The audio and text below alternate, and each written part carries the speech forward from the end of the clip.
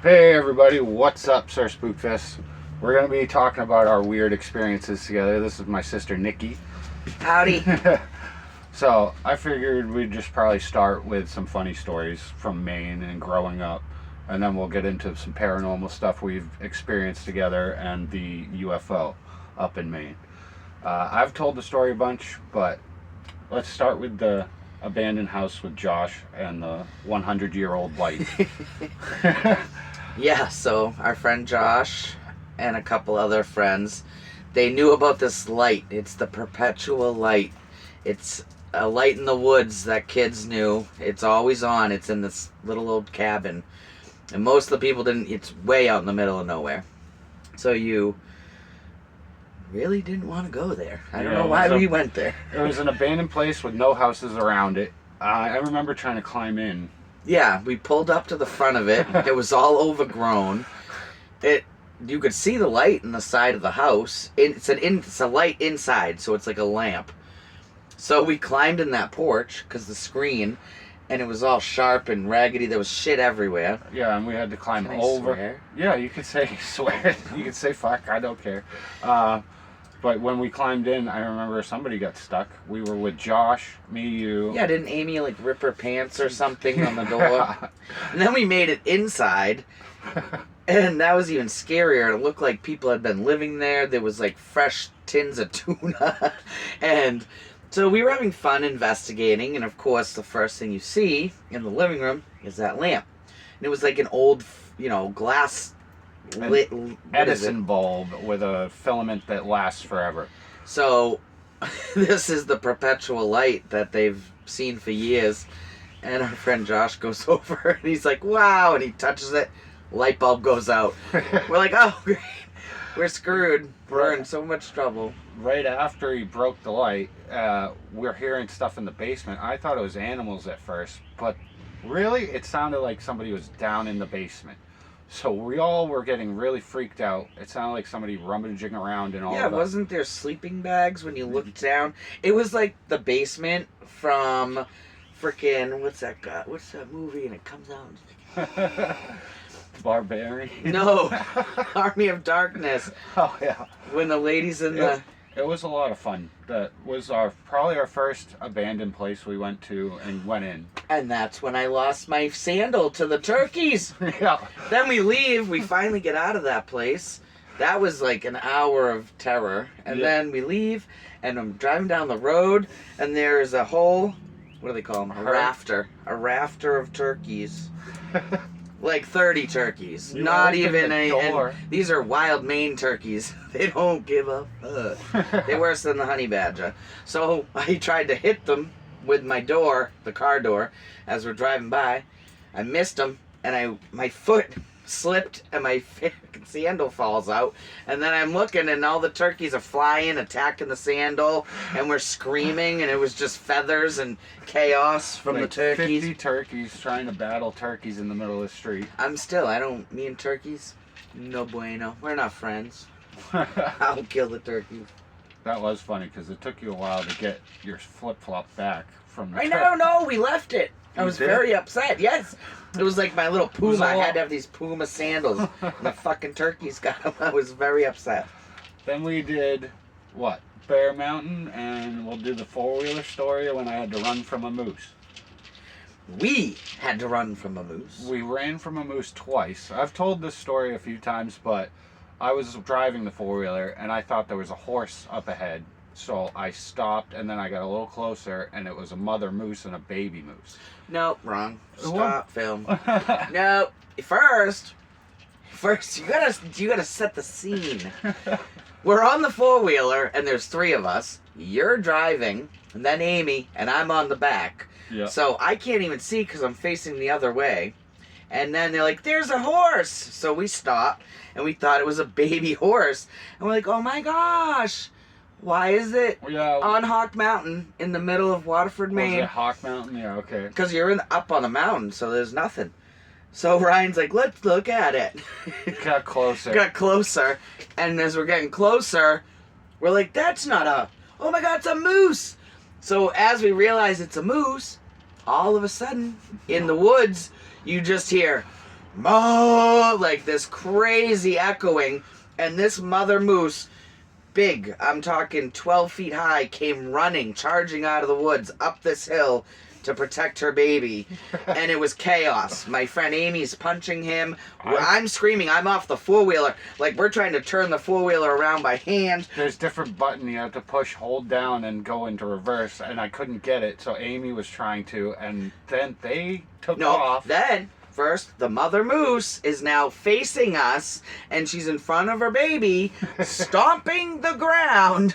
There's dust, and we're frozen and screaming, and it was chaos. 50 feet away. And she's literally gonna kill us. So then we kick Ryan off. Amy jumps on. We put Ryan in the middle, and we're hauling ass. And we go down around the mountain trail, thinking we're safe. We don't realize that the road meets up. And that moose knew it. The mother fucking chased us. And she was right near us when we came out the trail. Still full bore chasing us. It was terrifying. Running after, because you guys had pulled away, and I was off the four-wheeler Because running.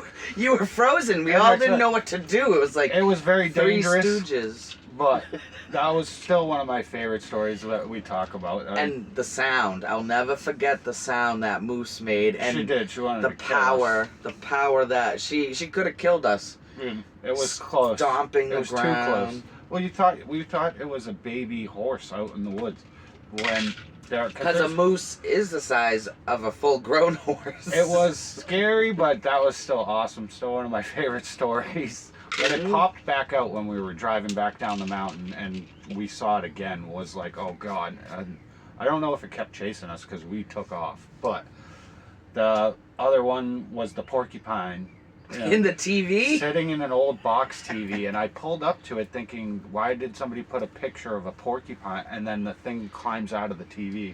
Yeah, it looked almost like the TV was on, but it's in the middle of a field. Yeah, in the middle of the woods. And then we're like, oh shit, it's a real porcupine. Porcupine. Actually, last time I was in Maine, we were talking about the time we saw the North American pine cone. With Tara, and what do we see? First animal we see, well, she's taking us to see the new field, and because they clear cut a lot of the trees so you can see the mountains. First thing we see, a giant porcupine in the tree, and it's going. Yeah, first time she sees a porcupine, she goes, North American pine cone. Well, I was probably drinking and excited. And having too much fun. We did that the other night. We had a lot of fun. Cinco de Mayo. Cinco de Drinko. Yeah, that's a little too much. Tequila. What was it? Jose Tequilas. Yeah, that was fun. Loud music, but we had a lot of fun. Oh, the music was insane. It was way too loud. You want one? Where's mine? I don't know. Here it is. I want that. So we'll talk about your paranormal experience first with Grammy in the living room. Hearing Grammy's voice. Yeah, tell that one real quick, because I've told it, but it's a lot better coming from somebody that witnessed it with me, and it happened to both of us. All I remember hearing her voice distinctly. Yeah. I'll never forget. But I was painting. I had my easel in the kitchen, in the little dining room, and you and Mom were in the kitchen. I don't think Dad was home. I thought Mom was gone. No, Mom was in the kitchen. Because I thought it was her talking to me, because we all have the same voice. Yeah. Me, Mom, and Grammy, kind of raspy. Yeah.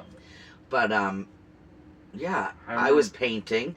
You guys were cooking or doing something. Dad wasn't home. And this was a while after Grammy passed away. Yeah, it was a few months later. Yeah, maybe even longer. Oh, she's here. Good. I'll pause it. We should get mad if we're smoking in here. Okay, so just had to help my mother-in-law, but we left off, my grandmother had said something, and what I remember hearing was like, Nikki, or Nikki, come here. And it sounded like it was upstairs, and you thought it was... I thought it was my mother, and I stopped, and I looked, and I was like, did you just say my name? And my mom, she was chopping something, and she looked, she's like, no. Yeah, and I was like, in the living room, I think, and I looked at her, and I'm like, well, that was upstairs. And we both went and looked. There's nobody up there.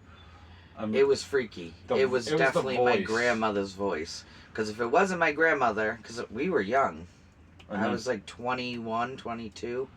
So my voice wasn't as raspy. Not as many cigarettes. That was also what my dad sent me, and we heard what sounds like our mom, and she just passed away not long ago. What, are you drunk or something? She updated me and said, because I thought it said, I want to ask you something, but then she said, are you drunk or something? And he was throwing a beer bottle out of the van. Or, so, what, are you breaking something? Yeah. It definitely is.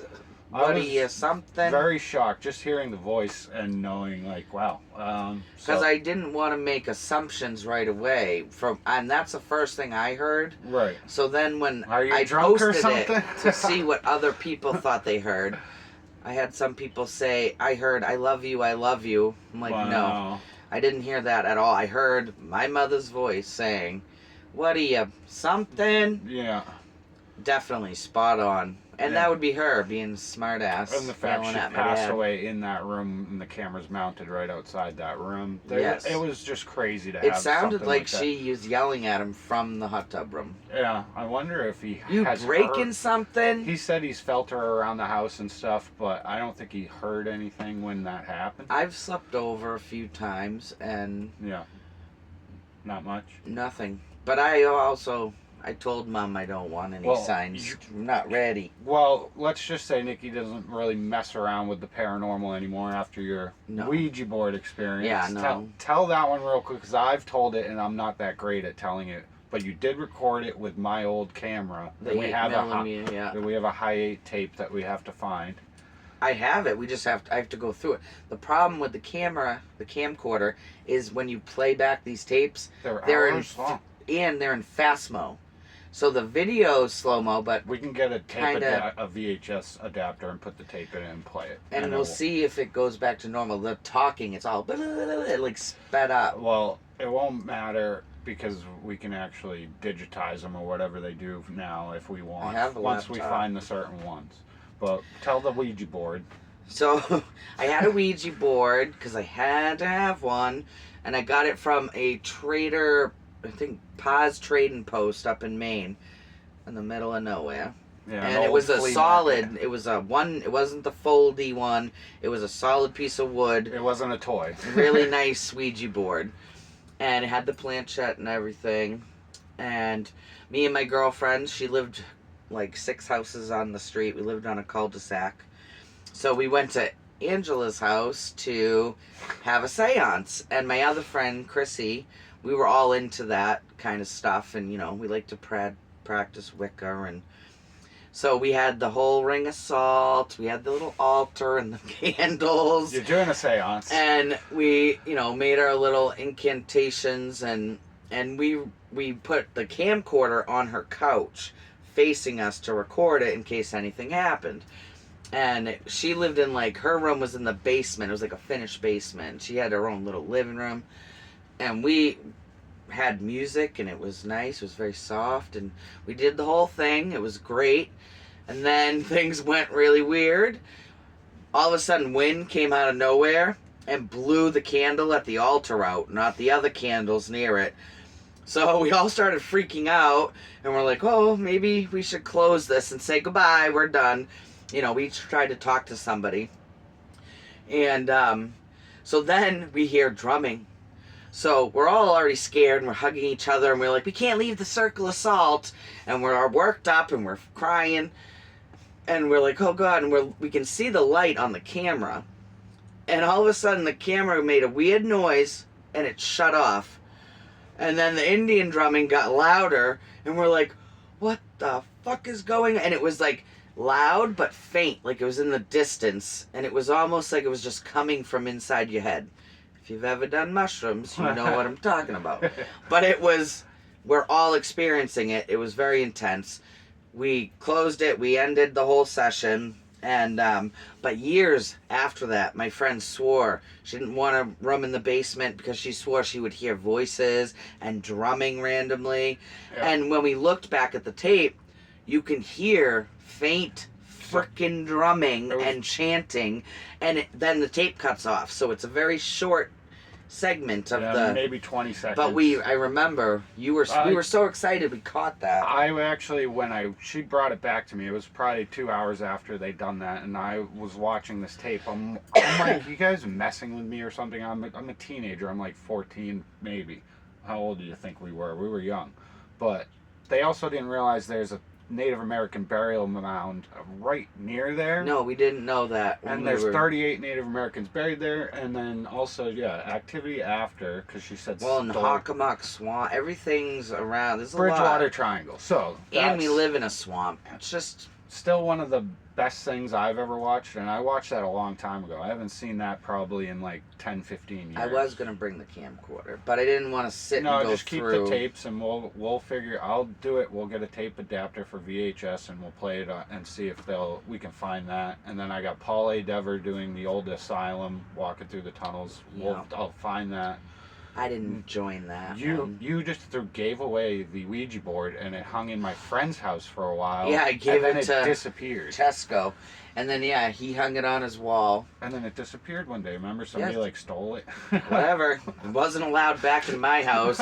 Angela, Chris, nobody wanted the Ouija board. I have the planchette still. Oh, you do? Oh, I do. It's missing the. I have a couple Ouija thing, boards, but they're like different. They're angel boards. They're not. We don't really play with them that much. No boards. No matter how much you believe or don't believe, I didn't believe before that. Like, I didn't really think of Ouija boards like much, but when I saw the video of what and how the girls acted after, even talking to Angela after, for weeks later, she was still freaked out and saying stuff's still happening. So it's interesting. You definitely contacted somebody, probably the. And I haven't Native done American. it since because that was something I will never forget. You've gone on walks with me, but no, I don't think you've done an investigation with me. Me and Jamie went on a walk with you. It was just a walk out where I caught the disembodied voice of a woman saying, "Go away." But that's still one of my favorite spots, just because of the land and everything. But we'll talk about Maine again. So back to Maine when we were teenagers, and we actually, having fun. How many of us was there? So I always remember maybe like 5 or 6 of us. There was a bunch of us. I just remember it was at least 3 other people and you. Pretty sure Brittany, Lindsay, Nicole were always together. Yeah. Because they were sisters. And Brittany was always with us. See, that's not what Amy, who was there. I don't remember really, but I just Josh, you. Yeah. So at least there was 5 of us. Okay. So I was right. It was 3 friends, my sister, and me. So we were at the lake. Walked down to the lake, and we're just teenagers having fun, and it's surrounded by mountains, but the giant orange orb hovering over this lake, like probably the size of bigger than the camper I'm in, bigger than like a small bus. I would say house. No, I'd say a school bus, like the size of this house. And it happened so fast, but so vivid. Yeah. We all thought it was a firework, and it must have been like 2 in the morning because we used to just run around that playground. It was like a burnt orange like that.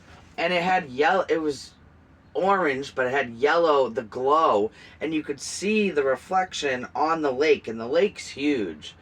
It was just so bright, and we thought it was a firework, but it didn't do anything. It just sat there, and then all of a sudden, as quickly as we all grabbed each other, and we're like, what? It was like... And it was like when you turn an old tube TV off. It just That's how I gone. Explained it. I went on and talked a little bit about it on my friend Nocturnal Frequency Radio, and he has talked about seeing orange orbs, and his friend Alex, and they were real high up. This wasn't even an orb. This was a motherfucking planet. This was like... It looks like the sun, but dim, and you could actually see the reflection it was more off the like lake. Some people will say ball lightning. This was not ball lightning. No, it was a nice night. There was stars. We were all like... It was nothing atmospheric. We thought it was a firework because we were all like, yay! Yeah, yay, and then it just sat there and hovered. 200 feet above the water, maybe. Yeah, because you could tell how big it was because of the reflection and how close. Because it almost looked higher up, but it was I would like say, probably 100 feet in the air. Yeah, it wasn't that high up. It wasn't far away from us, so we all were just... And I kind of knew right away that this thing could see us, and you got that instinct of that's something way different. I waved at it, And it was gone, and it happened. It was probably maybe 15 seconds altogether. It was 15, quick, 20 seconds, yeah. but I still. And then you gotta paint that. having nightmares for weeks and months after of being in the spot of where that was, waving down at all my friends and my sister on the beach, and I'm not there. Because we were on That a was small when- beach. That was when I was really afraid of UFOs and stuff, because a few years earlier the Phoenix Lights were on TV, and I was gonna get abducted. Nikki used to make fun of me as a little kid, and you're gonna get abducted. No, Tommy knockers. I used to pretend I was possessed by the Tommy knocker, the alien. Oh man, but that was still my best UFO that I witnessed, and with other people. So if you do ever talk to them, have them like write you or call, and we can do a video chat and record it, and we'll do it that way, because I know they live far. Well, yeah, they're in Beverly, Mass. The girl's still there. Brittany's still in Maine. And yeah, I talk to them. It's like that movie Stand By Me, I always say. It's like you never had friends like you did when you were 14, 15. And just experiencing that and having other people experience it was a lot different. And then growing up and having other UFO experiences, I've seen one last year, and I didn't catch it on camera, but right after it happened, it was a red orb. Not as big as the orange orb that we saw, but still, it looked like an airplane. My GPS on my phone glitched, and then a red orb shot off the same way, and then I'm at the back of Yorktown Airport looking. There's no planes landing, there's nothing. And then I'm like, I'm gonna record, and I started talking about it. But the car in front of me even slowed down, and then he took off, and I stopped. And yeah, that's another one that I've just still can't explain. Something that looks like an airplane then turns into a red orb and shoots off. There's been a... what about Allen Hill in Maine? Didn't Josh and his buddy see a UFO from there where we sled? Josh actually called us at camp, and I got Dad's cell phone. Mm-hmm. You were there, but you were with Brittany and the other girls, and you were off, and you went down the hill. Josh called me, and he kept saying one was landing on the hill behind his house, and that there were cars parked up there and people watching it. He said it was red, green, and yellow lights swirling above the hill. Looks like it's landing. He called me like crying and freaking out. I talked to him for like 20 minutes, and then he said he was going to go, and he called his mom and dad. His dad came home. I don't think his dad saw it. It was gone by then. But other people on that big hill behind his house that were parked on the side of the road looking at it. Mm-hmm. Yeah, a lot of fun times up in Maine. Maine is a high activity area because there's not a lot of people either, I think. And just, well, there's no street lights either, so everything, the sky is much different. The light pollution doesn't get in the way of the stars and stuff, so you could see very clearly. And still my favorite place is Maine. I do love Virginia here too. We haven't had anything happen, but we did get to go to Nautilus, and that's the USS Wisconsin. That was awesome. The warship. The first time I went there with Riley ran away on the ship, and me and him ended up in the very bottom of this ship. A lot of people do investigations there, even stay overnight, and there have been reports for at least 20 years or more that boats been parked there, that there have been shadow figures. That boat was involved in World War II, the Korean War. It did get hit with an explosive once. I don't think there's reports of people passing away on it, but it crashed into that other boat too. Yeah. That other boat took the whole hull off the bow. So the reports are figures of white mist in the bottom of the boat, or old sailors being seen in uniform, even two-tone dungaree, old sailor uniforms. With the bell bottoms. Yeah, and objects moving, phones will ring that aren't hooked up, stuff like that. I saw those phones. Yeah. A lot of phones that not connected. It was kind of intimidating on that boat, not gonna lie. It gets claustrophobic and kind of hot. And respect to all the naval people yes, for living on those boats, because yeah, it must have been hard. Must be hard. There's still There's people still- out there doing it. They're still doing it, but that the people that are stuck on that boat, the spirits, they're still there. Because we heard knocking, and out of nowhere, Riley goes, "Who was that?" And that's one of the reports, or you'll hear footsteps. And Riley actually started to get scared. I kind of knew what it was right away. I think I was even filming at the time. This was the first time I went on it, so it would have been a few years ago, maybe 2 years ago. But once he started saying, "Who keeps knocking?" and I heard it at least once. I'll have to go back and look and see if I have it on video, but that was the first experience I had on that ship, and I definitely could feel some stuff when we were walking through there again.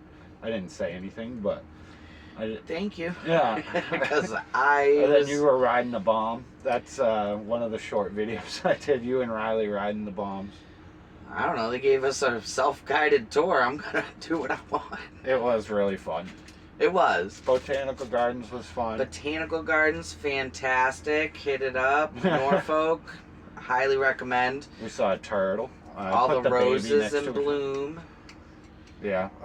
So thanks for talking to me about the weird stuff, because I don't have many people to talk about these To corroborate your Yeah, stories. It's nice to have somebody that was there and actually. We did this last year at Dad's bar, but I don't think too many people saw it. And I just wanted to make a video out of this, and I know Mary and Sean and the kids watch, so what's up? They do, they'll watch it. so yeah, check out some of my past videos. I do have a lot of investigations. I'll be doing more investigations, but not yet. I'm thinking the next one will be a live investigation, but yeah, we'll get out of here. I don't know what that said. I just got a message. Said, hey babe, it's your boo. All right, love you. Thank you. You're welcome.